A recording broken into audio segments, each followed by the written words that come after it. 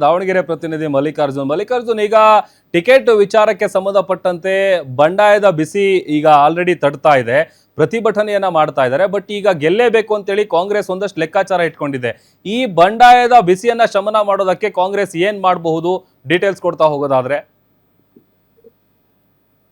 ಪ್ರಭು ಏನಂತಂದ್ರೆ ಈಗ ಬಂಡಾಯದ ಈಗಾಗಲೇ ಇದ್ದಿರ್ತಕ್ಕಂಥದ್ದು ಪ್ರಮುಖ ಈಗಾಗಲೇ ಸಮರ್ಥಿಗೆ ಟಿಕೆಟ್ ಕೊಟ್ಟ ನಂತರದಲ್ಲಿ ಈಗ ಮುಸ್ಲಿಂ ಸಮಾಜ ಅಂದ್ರೆ ಅಲ್ಪಸಂಖ್ಯಾತರ ಸಮಾಜ ಏನಿದೆ ತೀರಾ ನಿರ್ಣಾಯಕವಾಗಿರ್ತಕ್ಕಂತಹ ವೋಟರ್ಸ್ ಕೂಡ ಅಲ್ಲಿರ್ತಕ್ಕಂಥದ್ದು.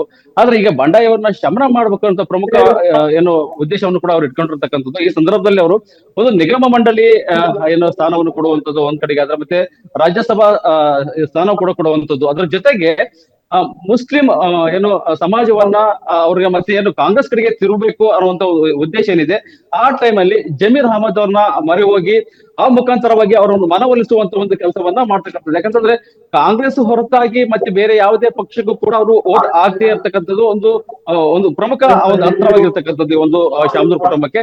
ಸೊ ಆ ಒಂದು ಹಿನ್ನೆಲೆಯಲ್ಲಿ ಇವರಿಗೆ ನಿಗಮ ಮಂಡಳಿ ಮತ್ತು ರಾಜ್ಯಸಭಾ ಸ್ಥಾನವನ್ನು ಕೊಡುವಂತದ್ದು, ಮತ್ತೆ ಜಮೀರ್ ಅವ್ರನ್ನ ಕರ್ಕೊಂಡು ಒಂದು ಪ್ರಚಾರ ಮಾಡುವ ಮುಖಾಂತರವಾಗಿ ಅವ್ರ ಜೊತೆಗೆ ಅವರಿಗೆ ಒಂದು ಮನವೊಲಿಸುವಂತ ಒಂದು ಕೆಲಸವನ್ನ ಮಾಡಿದ್ರೆ ಈ ಬಾರಿ ಏನು ಚುನಾವಣೆಯಲ್ಲಿ ಸಹಜವಾಗಿ ನಾವು ಏನು ಎಂಜಿನಂತೆ ಏನು ಗೆಲ್ತೀವಿ ಅದೇ ರೀತಿಯಾಗಿ ಗೆಲುವನ್ನ ಸಾಧಿಸಬಹುದು ಅನ್ನುವಂತ ಒಂದು ಲೆಕ್ಕಾಚಾರ ಕೂಡ ಈಗಾಗಲೇ ಹಾಕೊಂಡಿರ್ತಕ್ಕಂಥದ್ದು ಪ್ರಭು.